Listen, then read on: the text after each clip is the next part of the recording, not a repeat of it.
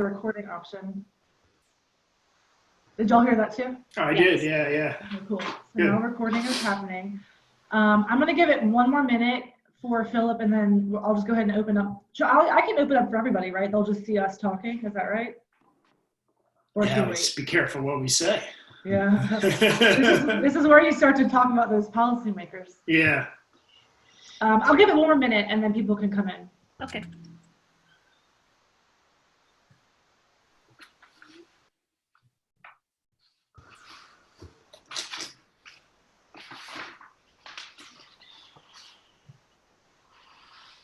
Does Philip have you sure he has the right Zoom link? Yeah, I mean, I sent him an email, the one that everyone else got, and then I followed up with that, and then he said he was good, and then just about 20 minutes ago, I got his link to a PowerPoint. Oh, okay. And he said he was excited to join, so.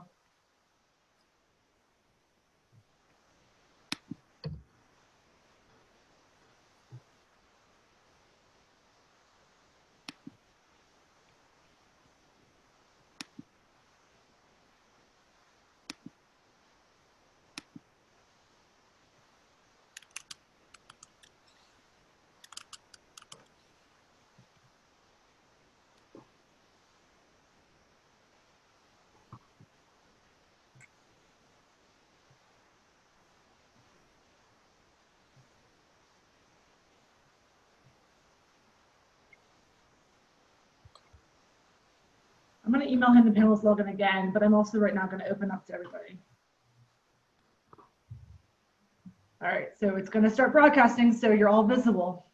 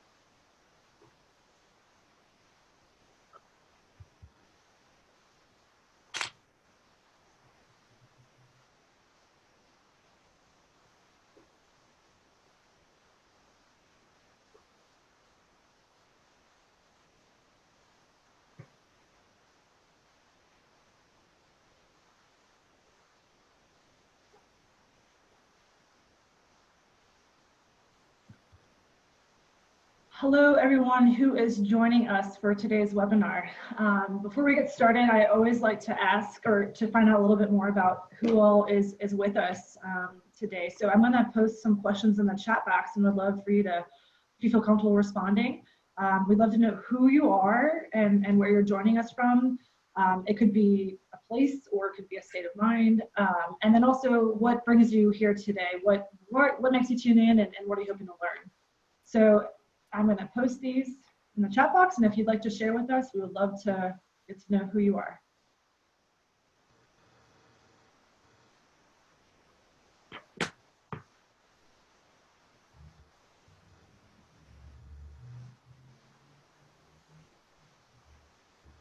Hello. Hey, Philip, are you there? Hi, can you hear me? Yes, Philip, can you hear us? Hi, yes, I can now. Hello. Hi. Let's see if I can get my video going. There it is. Hello, everyone. Hello. Oh. Yeah. We're broadcasting to everyone, and I just asked the group who have joined us so far to, in the chat box, let us know a little bit more about who they are.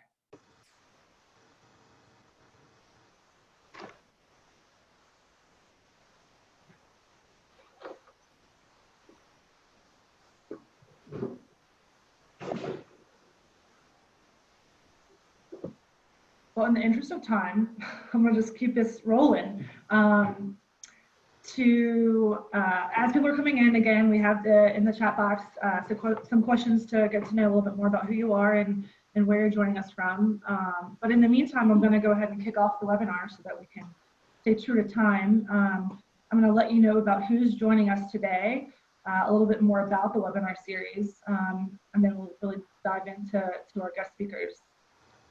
So with us today, we have, who will be sharing first about their work, from the St. Paul's Community Development Corporation in Norfolk, Virginia. We have Leah Gottlieb and Bob Stevens. And then after that, we'll hear from Philip Sambol, who is joining us from Good Food Markets in DC, as well as Oasis Community Partners. I am Lauren D. Simone. I'm with Virginia Community Capital, and we have Michael Riley, who's my co-pilot. He's of Virginia Food Check Capital. So the origin of this webinar series came about with Michael Riley and I talking about, as funding organizations in the food system space, how can we, basically, to put it very simply, how can we do our work better, and how can we be the stewards of our resources? That led us to talking about what is a resilient food system and how do we build that? And that led us to talk about what is an equitable food system, an equitable food economy. A lot of us here today who are panelists as well as attendees all probably have a common North Star about trying to figure out ways to make the food system more accessible.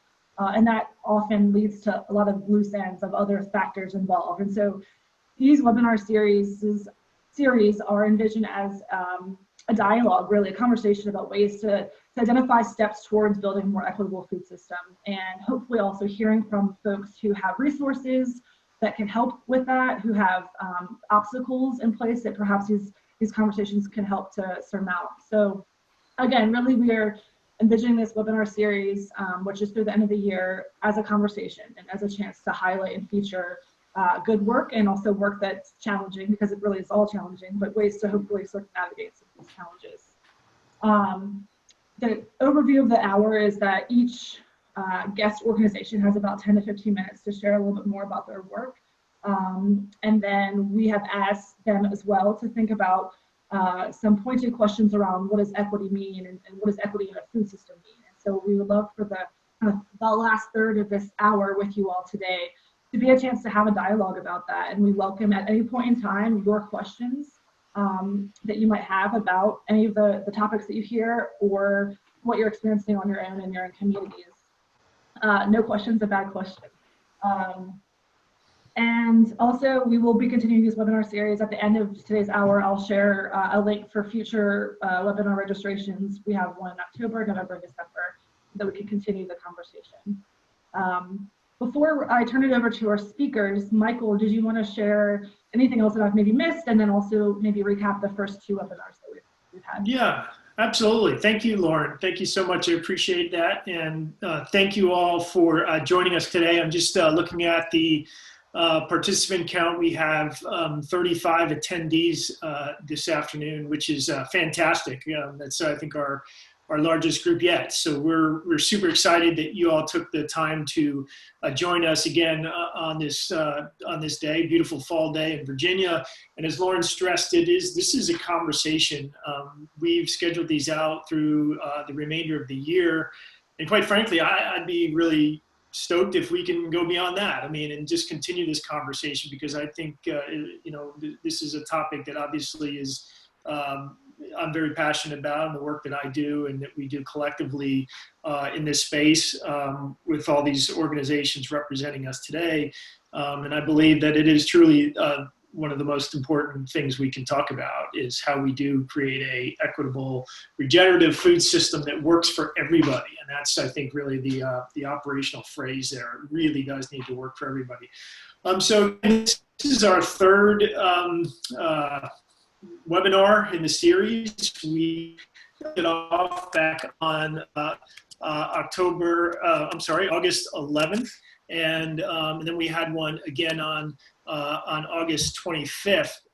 we're getting those dates right. On the 25th, Michael Carter from Carter Farms joined us. He also represents an organization called Africulture, which is promoting Black culture, specifically focusing on food. He also works for VSU's Small Farm Outreach Program, and he was also joined by Eric Benfield.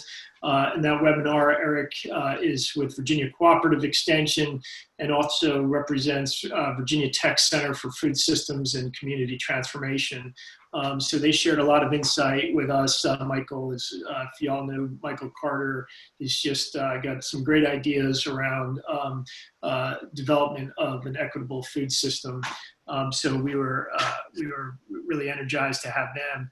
And as I said, we kicked it off back on the 11th of August, and we were joined by 4 panelists. We had Kate Hauk from the Underground Kitchen, which is just amazing business in Richmond that has shifted their focus since COVID from being sort of an upscale dining experience to providing food and meals for people who are in need, struggling through COVID. We also had 2 representatives from an organization called MAFRAC, which stands for the Mid-Atlantic Food Resiliency and Access Coalition.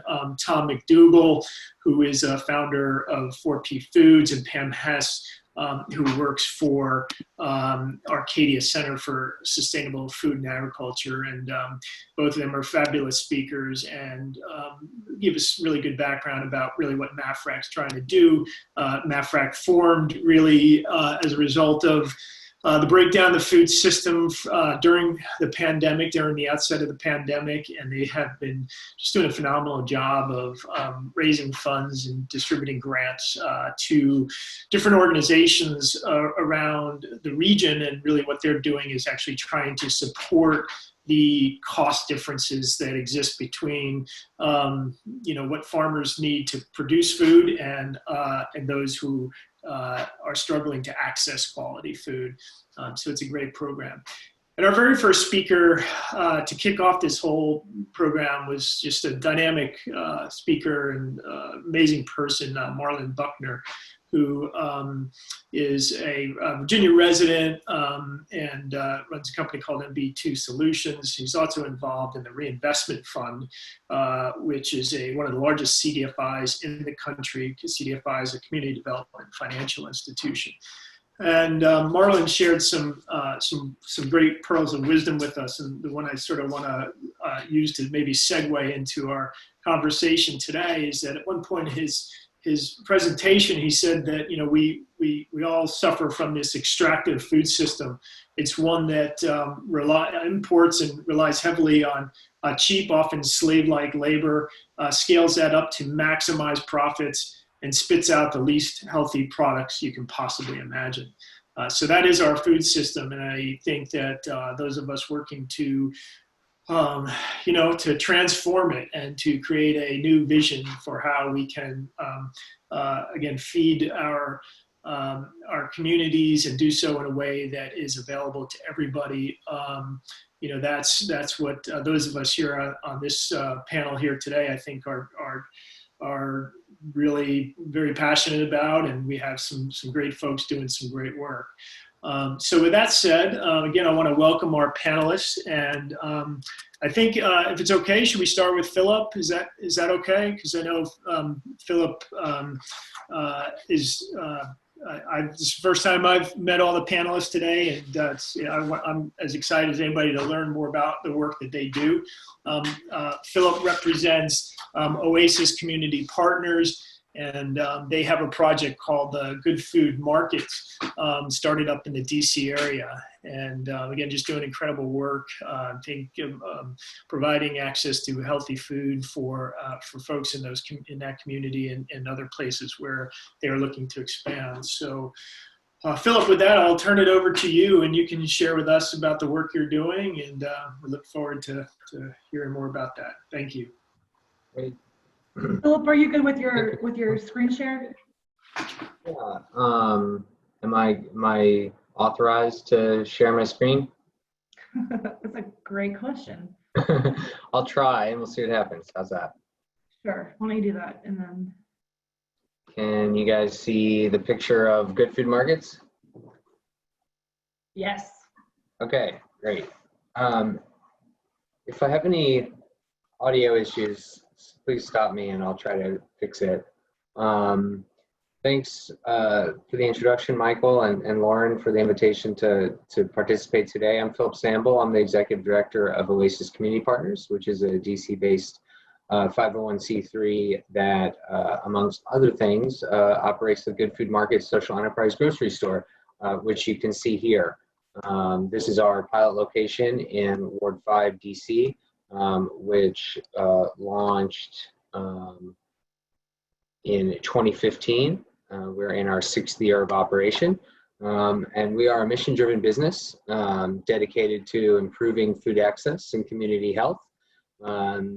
Together, the for-profit grocery, Good Food Markets, and the nonprofit 501c3, Oasis Community Partners, are creating small grocery stores and in our new stores cafe that provide living wage jobs, obviously food access, as you see here, picture of one of our shelves, and health education on the nonprofit side in communities that were identified as food deserts over the last 20 years and just have generally been written off by most of food service and retail. So what makes us different? Small stores. The pilot location that you see here is 2,000 square feet altogether, 1,000 of that retail, with some kitchen facilities, office, and storage in the basement. And what that does is enable us to pack a lot of products per shelf, as you see here, and in the density of facings, which is less feet we have to build, fewer doors we have to buy, and has a lower operating costs on the back end. So the fresh food that you see here, produce, prepared food, increasingly, is not only the healthy, nutritious food that's missing in the food deserts context, but is also, an area where an independent retailer can really compete against the large supermarkets. So, in all honesty, we don't compete on Campbell's soup or Jif peanut butter that you see there on the shelf. Safeway, Giant, et cetera, are able to buy, in basically infinite quantities, store it, ship it out to their stores as needed. You can't do that with tomatoes or cucumbers or a sandwich. There's a lot, the perishability, gives, sort of levels the playing field in a way, particularly being in DC or in Virginia, really in the heart of an agricultural area of the country. So we're able to, source local products from our mainstream produce suppliers who are just sourcing from the folks near them.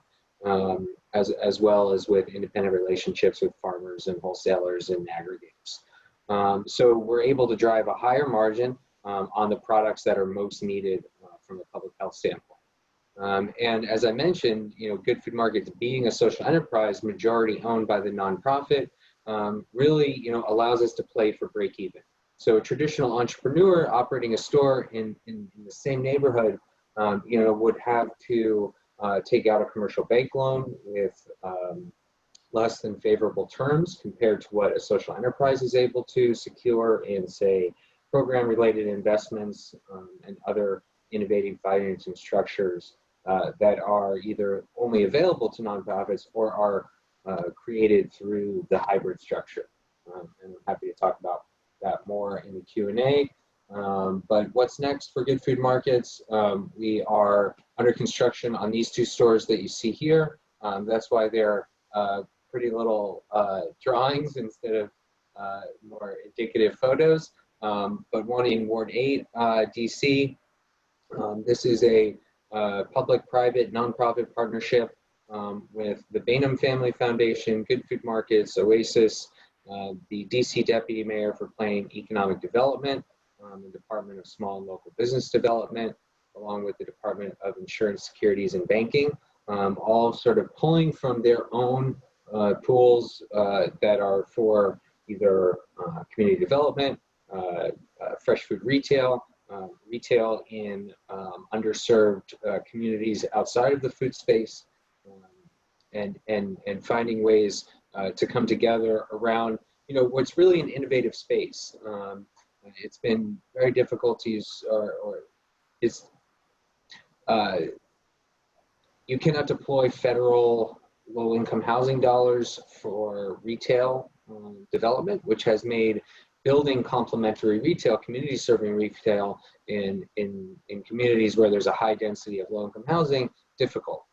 What the District of Columbia was able to do is leverage their own funds against or alongside federal dollars to facilitate the grocery retail use here, as well as a public community space and government offices for advisory neighborhood commission officers who are residents, or commissioners rather, who are residents of the neighborhood. So, it's really kind of creating this dynamic space where you have food access programming to the public, regular monthly meetings, as well as 190 units of residential housing above, including permanent supportive housing for people transitioning out of homelessness. And so, over the long term, I think opportunities like this to bring a lot of needed services and amenities together in one place is a great opportunity for nonprofits to partner with retail, to partner with the public sector. And similar to that DC project, we're under construction on a store of nearly identical size in Prince George's County, Maryland, our neighboring county to DC. Again, this is a partnership with CDFI, Oasis and Good Foods, as well as various county agencies that each had their own pools of money, whether those be revolving loan funds, grant programs, lines of credit that were able to go along with that Healthy Food Financing Initiative debt and fund a nearly $2 million grocery and cafe, which is slated to be open later this year. And so, for us at Good Food Markets, the really exciting thing here is that the scale that these stores represent can create a really unique opportunity to address food deserts in a way that really hasn't been done before, which is that, we could talk about lack of food access from, through a number of different lenses and look at it and see inequities in the system, ways in which the industrialized food system has incentivized less healthy food and disincentivized healthy food in all sorts of ways, and the impacts of things outside the food system that have created the landscape in general. But really, when it comes down to it, what we've seen in operating the stores, in training staff, in hiring managers, the average tenure on our team right now is over 2 years. So folks who are joined as part-time clerks have now earned their way up into management positions, and looking at what a community entrepreneur or a motivated and trained, experienced person, of which there are many in food desert communities throughout the area, it really comes down to this: is the people with the resources, the systems, the expertise, the things that Good Food Markets has built in order to successfully operate these grocery stores, don't necessarily have a relationship in, say, Norfolk or Petersburg or Danville or other places in which I think folks on the call are calling in from and are looking at their own food access issues. But there are people with the relationships, with the community insights, the knowledge, the experience, in order to make a local project work. And so what Good Food Markets is working towards, and I'm very careful to say working towards, we have just begun to start to figure out what the financials look like on this and model it internally at our own pilot store. But what we can see, given what we have and where we're headed, is this opportunity to support community entrepreneurs by creating small format healthy food retail stores that are obviously drawing customers from the immediate community. 90% of our customers come within a half mile of our store. We serve about 3,000 households on a weekly and monthly basis, and that has an impact. And if you can put someone with experience and skills, but for the access to capital and the operating model would be able to successfully run the store, Good Food Markets can act as that back end and deliver that fresh, healthy product mix that we've developed over the last 5 years straight to the shelves, and create sort of this healthy convenience store that is streamlined enough and where inventory and other complex administrative tasks are handled at the central level, allowing that social entrepreneur, that community franchisee, if you will, to focus on the things that are really important to the store success: cleanliness, customer service, the right pricing, the right signage, those specials and sales are being executed properly at the store, all those things that really keep it working. So that's a little bit about who we are and what we've done. I'm happy to share this information. There's more slides here with some extra details. These are our websites and various social media channels. So thanks again for the opportunity, and I look forward to hearing from everyone else today. That was a great presentation, Philip. And before I turn it over to Bob and to Leah, I may go ahead and ask a question. I don't see any questions in the chat or the Q&A from our attendees, but I'd like to follow up just with one thing. And that was an awesome presentation, and clearly the concept that you are developing, as you said, it's something that I think every community in not only in this region but in the country can achieve. You talked about the sort of the industrial food system, and I'm curious just to maybe hear a few more thoughts from you on how your work is addressing the imbalance in the cost of food, the true cost of food. We have, as you said, industrial food system that really supports cheap, low nutritional food, and makes the food that we should be eating very costly. How much of that truly is an impediment for you? I mean, I'm sure you'd love to see some policy that would help flip that narrative and make the bottle of Coke, instead of being $1 and broccoli being $4, flip that the other way around. But just any more thoughts you can share on that, I think would be really I mean, as a voiceless DC resident with no one in Congress to try to change federal policy, I'll avoid suggesting anything there. But I think, the thing that Good Food Markets is doing, and that I'm really excited about, that's getting directly at your question of how do we level the playing field. You mentioned Mafrac and Tom and Pam and Zachary Curtis at Dreaming Out Loud, and that whole team developing those really interesting kind of funding mechanisms. We're looking at that on kind of a peer-to-peer level at the grocery store. So kind of in the latter half of March, we started to see a growing food insecurity in our neighborhood, which already had rates between 12 and 18% in Good Food Market service area.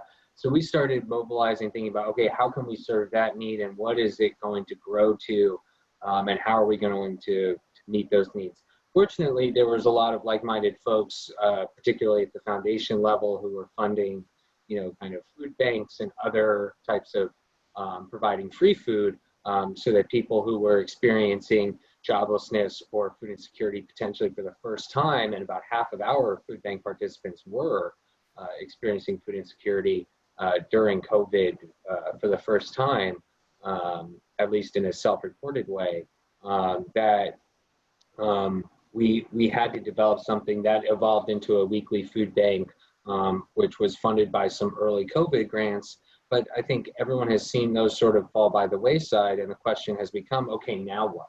Are we going to turn our back, in our case, 600 registrants who we have served over the last April, since April, 5-6 months? Are we going to say, oh, okay, the COVID money is over, so we're going to no longer serve the food security need that is clearly demonstrated and that we've been serving for 5 months?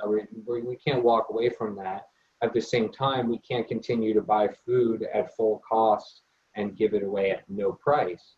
So over since the beginning of August, so almost 2 months, we have been trialing a pay what you can model. So we have farm shares from the common market, Mid-Atlantic, and they have regional distribution in different places throughout the country. Purchasing farm shares from local farmers, mostly in Pennsylvania. They're based in Philadelphia, and they have a $15 cost. So we're trying to determine how many we can sell on a pay what you can basis and what sort of the average contribution is over those folks, and then how many we can sell at a retail price to Good Food Markets customers. And then obviously there's a sponsor a box component that is easily tacked on there. And collectively, it's all the same box. It's all the same $15 box. So some people are paying, right now, the running average is just over $11. And then you have people paying $15, people paying $20, and then people sponsoring a box. Now, if across the board, that can just cover the $15 a box, we can do that essentially forever. Right? It's cost neutral, it's revenue neutral, it brings people through the store, it creates auxiliary sales and traffic and relationships that we can build on in other ways. So to me, I see things like that at the micro level, at the store level being really important. I think, the kind of vertical extension of that is more of the values-based economies where, aligning with healthcare is the most obvious one, where you can improve health outcomes. So if someone is responsible financially for those down the line, you can be that upstream solution, so to speak. I think, kind of at the opposite ends of the spectrum, those are the two really things that we're really excited about.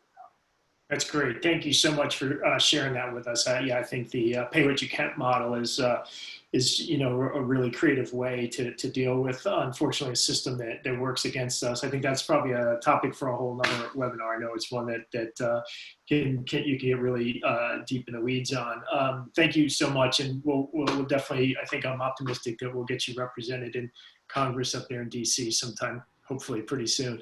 We do have some questions in the Q&A, but I think we'll go ahead and leave those. We'll reserve 10 minutes or so at the end so that we can get to those. And then without further ado, now turn it over to Leah and Bob. I guess Bob, you're gonna take the lead, I understand.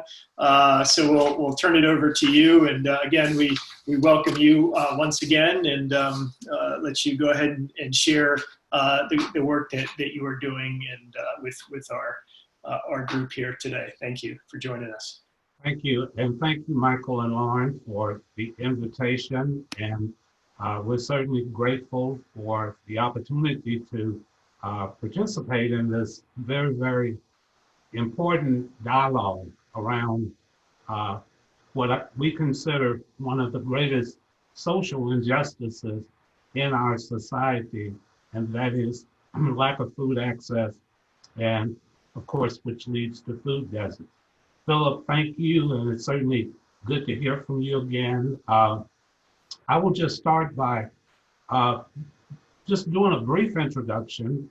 As Michael and Lauren mentioned, I am the co-founder of the St. Paul's Community Development Corporation, joined by co-founder Leah Gottlieb. And the St. Paul CDC was formed about a year ago, August 19th, 2019 to be exact, with 4 strategic priorities in mind. First one, of course, was health and wellness, affordable housing, business development, and workforce development. Shortly after we completed our 2020 strategic plan, COVID hit, and we had to immediately pivot to respond to some of the needs of the pandemic and what was being cast on people, vulnerable people in our community. We serve a community that, for the lack of a better term, is economically oppressed, but happens to also be going through a major redevelopment relocation project in Norfolk. In the wake of everything that we were dealing with in June, the most traumatic news came when the Sambol moved out of the community, and that exodus created a new sense of urgency. And while food deserts and food insecurity was not exactly or directly in our wheelhouse, it fell within the scope of health and wellness. So we were fortunate to assemble a group of volunteers, and within a 2-week period, in response to the exodus of the Sambol, we did a couple of food giveaways.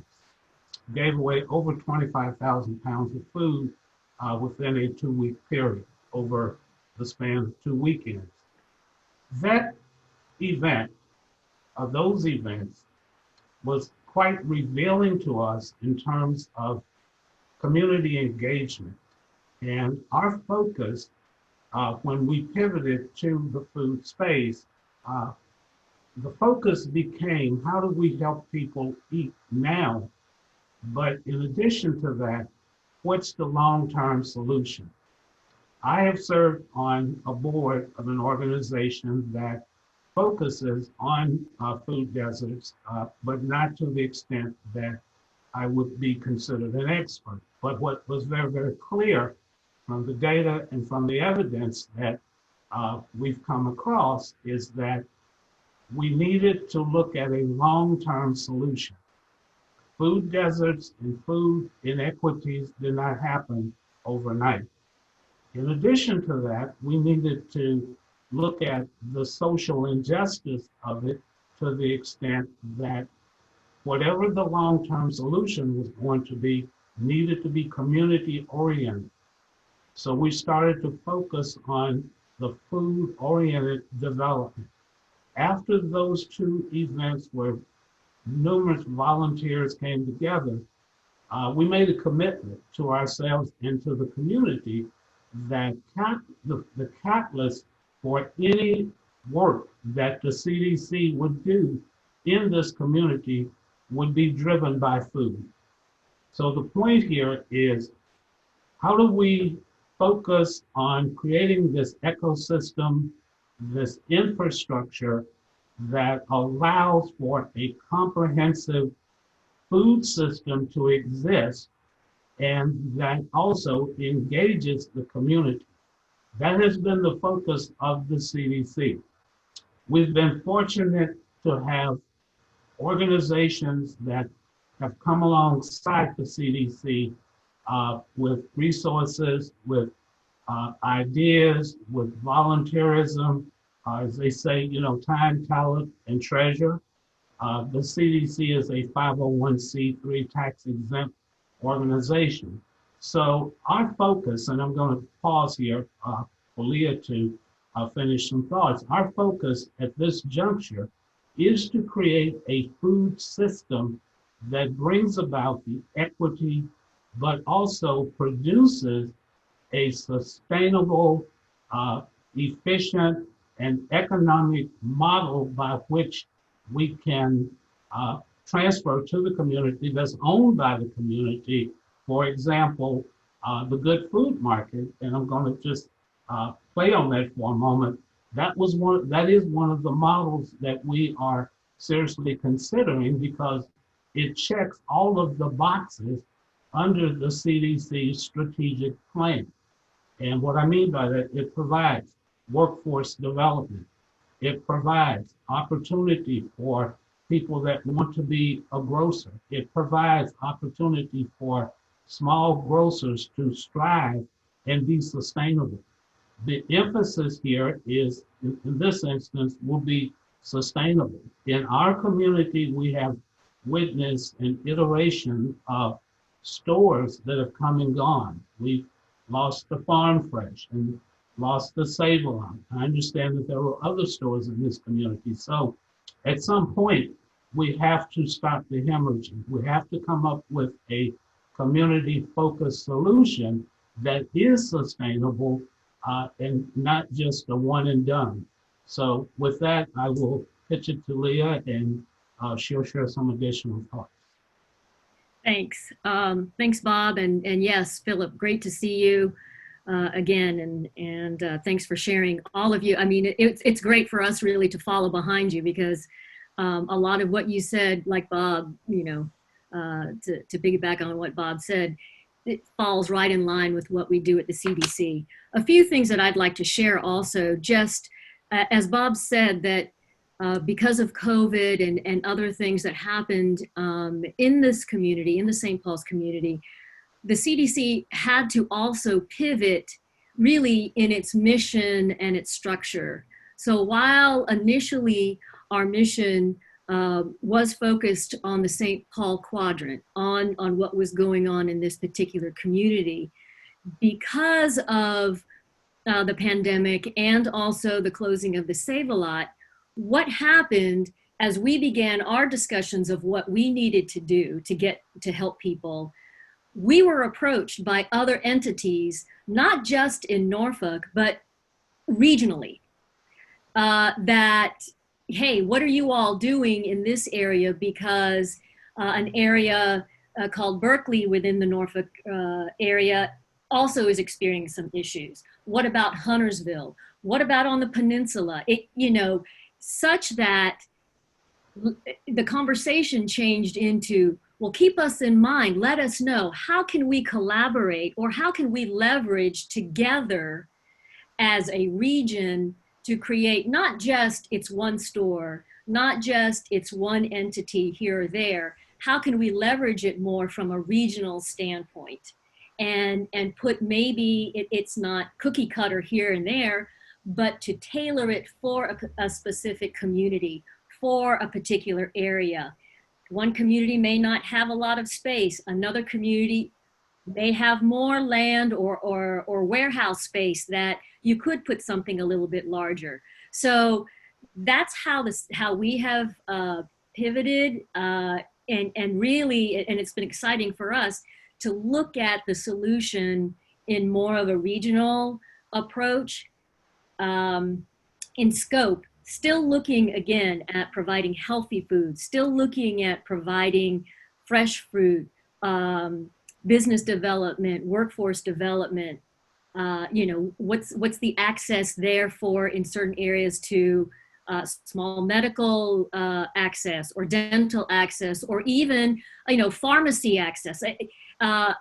Sometimes the pharmacist for certain communities acts more as the medical, your medical advisor than than a health department or the emergency room or an urgent care. So we see that really as being more holistic and in each community, but then looking at it from a regional standpoint. And what I guess, you know, one last thing that I would say, and that we've learned in our discussions with Philip and the great things that are going on in Northern Virginia and the DC area, in our research, we found where, again, these councils of entities are working together. And so that's exciting for us. How can we do that in our area here in Norfolk, Hampton Roads area?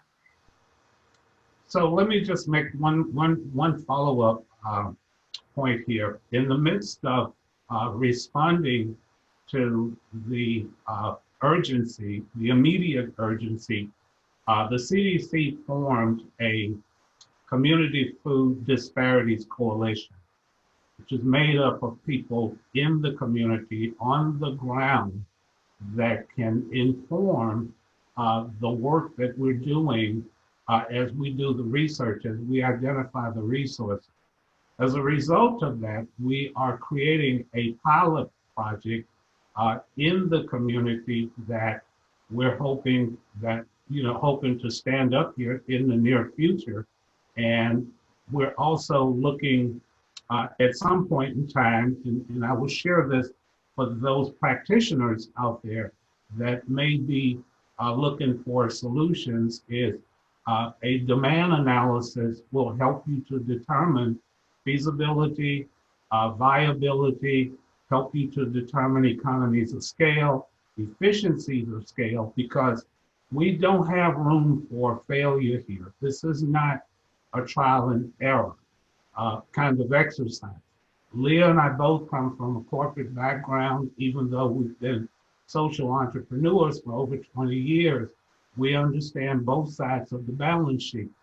Philip was very, very detailed about how to bring the pieces together to create what we don't call it profit, because, as you know, as a tax exempt organization, breaking even is good enough. Anything else, we have to report to the IRS. So I just want to close out the points there just to give people something to think about as you look at your own communities and how you want to get started. But we're working from the bottom up versus the top down. Thank you. Thank you, both Bob and Leah, and Philip too. I'm eager to get into the nitty-gritty of questions, but I just wanted to make a point. Earlier when I talked about the kind of inception of this webinar series as really a string of conversations, the end goal that I didn't mention that Michael and I talked about is having a more tangible way to wrap our mind as well as our actions around how do we do this, right? It's one thing to have a conversation and think about it, but how do you actually put it into action and affect change? And so I wanted to echo some words from previous panelists that we've heard already in this series that speaks to some of what we're talking about today. And I think I'm going to just go ahead and make a public pledge that I'm going to be collating these points that we hear and making it more public so that it begins to be a toolbox. Right now it might just be a frame of thinking, but I want to say that we heard from Tom McDougall on behalf of NAFRAC to think about the importance of collaboration among food system actors, that the richness there is that you have coordination regionally to enable action hyper-locally, right? You can't have a bird's eye view super hyper-locally without the regional collaboration and collective sight. And I think that was a really great way of summing up the origin and the interest of NAFRAC as a funding mechanism. And then from Eric Benfeld of Cooperative Extension in the Virginia Tech Center for Food Systems and Community Transformation, we heard about, or he stressed the importance of thinking about financing for collective impact. So not for one isolated project or neighborhood or community or even state necessarily, but instead for the collective impact of whatever your spectrum is, whether it's the social determinants of health, whether it's the vibrancy, criteria for a community, et cetera. And that more often than not, again, as more urgency for why it's important to think about financing for collective impact is that funding is disproportionately focused where there's already adequate funding, usually. And we know that, and that's not lost on us, but that again stresses the importance of this collective impact financing thought process, which then speaks to the need to coordinate regionally and to ensure that there's an enabling environment for traction and action to occur on a local level. So I'm going to get off my soapbox. That's a preview. That was a trailer. You didn't know you're going to get it today of our culmination of webinar tidbits and interests that we hope to share at the end of this series. So stay tuned for more. But I just wanted to make that known. And then I'm going to now let Michael take over for some questioning and go from there. Thanks, Lauren. I know, sure, we had some questions in the Q&A. I think those got answered directly. We did have one that just came up in the chat, so I'll just go ahead and read that, and Philip, you can address that to the group at large. And then this question is specifically for Philip, but anybody else who might have input.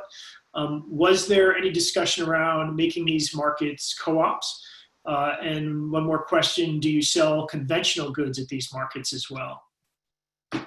Yeah, so The answer to the second question is yes. We have kind of a Goldilocks approach to our product mix. We try to put a very affordable product on the shelf as long as it has a clean ingredient list.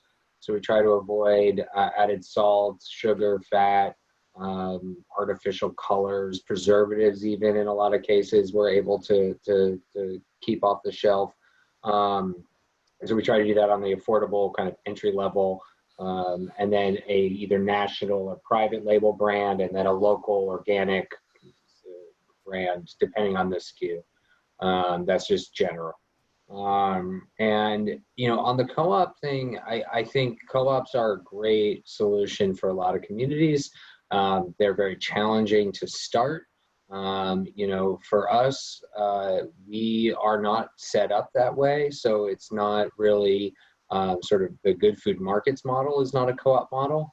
That said, in kind of the franchise, structure that I alluded to at the end of the presentation, a cooperative organization could certainly run franchises, right? Like, I think that the idea that a cooperative grocery store is a kind of cookie cutter, thing is both a negative from the customer perception. They're very hard to start in low-income communities, at least in DC.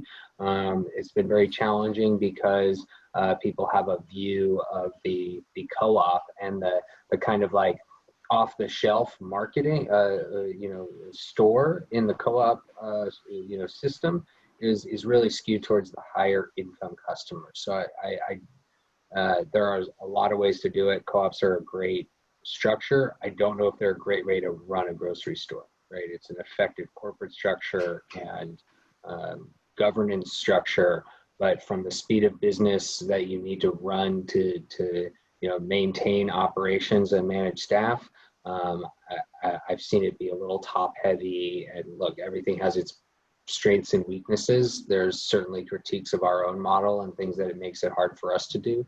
But those are the things I've seen be a challenge and why we didn't choose it. Great, thank you, Philip. Bob, did you have any thoughts around, anybody else have any thoughts around co-ops or experience with co-ops? None other than say that we looked at co-ops, we looked at the business model, and to Philip's point,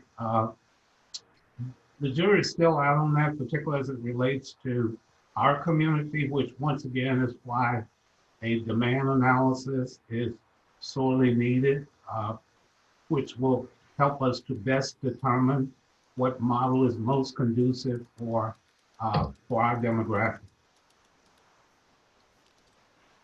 And Bob, I don't know if you wanted to go into community investment trust and that aspect within the food arena. Yeah, I mean that's a pretty, to Michael's point, that's probably another webinar.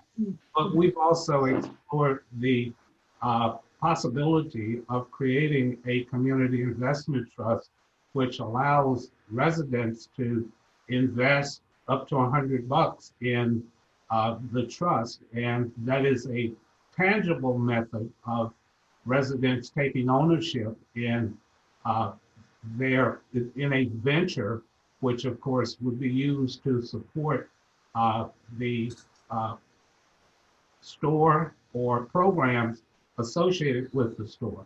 We're looking at, once again, I want to emphasize the holistic approach. And as we know, programs require funding, but they don't produce revenue. In the instance of the store, we obviously will be looking to produce revenue, which to some extent could be used to support programs.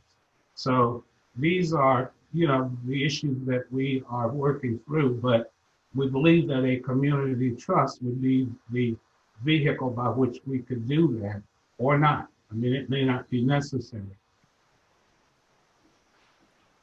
Thank you, Bob. So we have about 6 minutes left, and I thought, well, we have somebody in the Q&A just popped up here, so I think that's been answered. Well, no, I'm sorry, it's open question. Okay, yeah, this question is for Philip, and the question is: are the good food markets in suburban as well as urban communities? Question mark. And any special challenges in each of these communities? Our stores, I mean, I guess you might say, Prince George's County, Seat Pleasant is the city that the store is in, is only about 5,000 people. So I think that's relative. The important metric from a grocery standpoint is density and total dollars in the market. Like I mentioned, about 90%, and that's not an exaggeration, of our sales come from customers who live within a half mile of the store, right? So in a suburban environment, that's not a lot of rooftops, and so therefore not a lot of dollars. But if, there's no options for 20 miles, and you're going to draw from 5 or 10, a radius of 5 or 10 miles, then maybe there's enough dollars in the market. Like we look at it, if you have to capture more than 10 to 25% of the total market share in order to support your operating expenses, then you won't survive, because the average person goes to between 4 and 5 outlets through the course of a month to get all of their groceries. So you're never going to capture 100% of the dollar. And a small store is inherently limited into what it can reach into. So got to be cautious about not seeing a big number in the total market and being like, oh, there's $100 million here. Well, you're going to capture a very small sliver. So is that enough to support whatever your reality is on the ground in terms of the economics of operating? Thank you. So now we have, let's see, about 4 minutes left. I thought maybe just throw out one more question for all of you to close on. And we obviously won't get into public policy because that would take way too much time. But I am curious to know if you all have any thoughts on what private funders can do to make your job easier. Foundations, philanthropists. Any thoughts there on what they can do to make the work you're doing easier for each of you respectively? Well, okay, so I'll go first. First and foremost, for practitioners, the support that's sorely needed in most communities as we not just shift this paradigm, but change the paradigm, is policy that will drive what is commonly referred to health in all policy from a municipal level.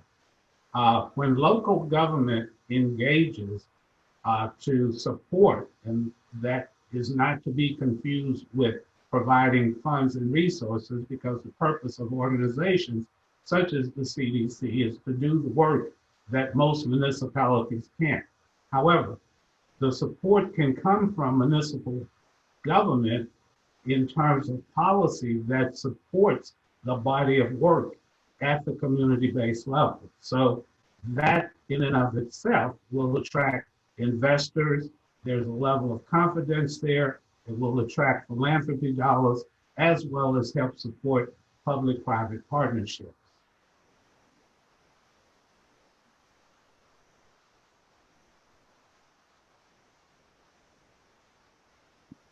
Thank you, Bob. That's all I have. All right, that's good. Philip, any thoughts on that in terms of your experience raising funds for your projects? I'll let Leah go first. All right. Well, Bob pretty much said, our stance, our vision within the CDC. And the impact or I guess the benefit of having something like a food policy council and what something like that would do in any community, any city, any region, and working collaboratively and showing to investors that yes, this is just not a group of people doing good stuff. This is a concerted effort for the region in all levels, and so it's not just the width of the project, it's the depth of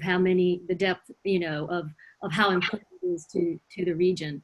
Regarding philanthropy and Bob and I are good fundraisers. We've done that in many ways in business, and then also for political ventures or candidates. But I'll be quite honest especially with regard to in this food area. And again, it's people saying, yes, let me know how we can help you. But also it's the same thing. Nobody wants to be the first in. Nobody wants to be the first in. So again, it's different, but yet it's the same. And so that's what, again, it's just really working hard, being committed, having your focus and showing so that that first person, that first investor, that first donation, that first commitment by a municipality comes in, and then from there it'll roll, and we feel very confident because it's very important, especially for this area. I think you let Philip off the hook. Never. So well put.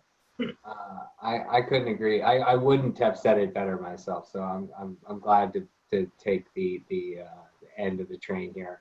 I mean, I think it boils down to, the best relationships that we have with funders are built on a deep trust that started before there was a financial deal, where there was an alignment of interests and desired outcomes. And to me, that's the most powerful thing.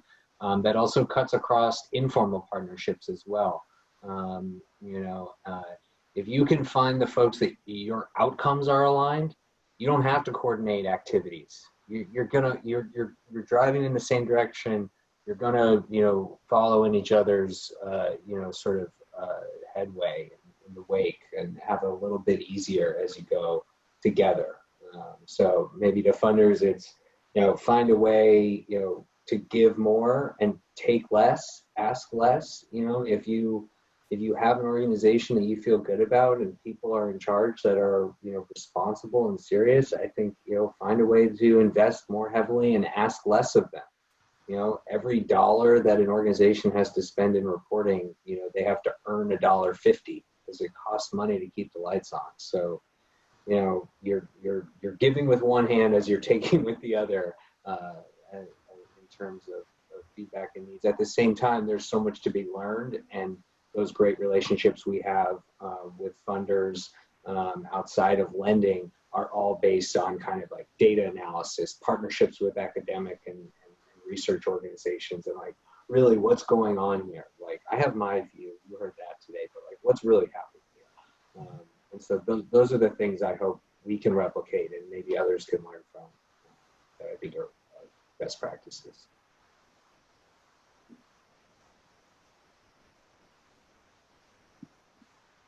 Thank you, all of you. Those were great closing words. We're well beyond the top of the hour here. We appreciate everybody hanging in with us. And I'm going to turn it over to Lauren for some closing thoughts, but I'd like just to say thank you to all of our panelists. It was a really engaging conversation. Great to hear from all of you, and just amazing work you're doing. So thank you. Thank you to all the participants for joining us today. And hope to see you on the next one in October. And I'll turn it over to Lauren, and she can close with just a brief look ahead. Yes, again, thank you, Bob, Leah, Philip, and then everyone else who joined us. Upcoming, I posted in the chat the link to our page that has both the future registrations as well as the recordings for this webinar series. We have upcoming joining us Virginia Fresh Match, the Virginia Fresh Food Legislation Fund and Program as guests, and then we're going to cap off the series with a conversation about equity and financing in December. So please do register for future conversations. Take a look at past conversations. This has been recorded today. It will be posted on our website. I could say a lot more of my thanks and gratitude and excitement and ideas, but I think that for today we're good, and I look forward to continuing the conversation. Thank you all again. Thanks, Lauren. Bye. Bye, everybody. Bye-bye. Thank you. Thank you.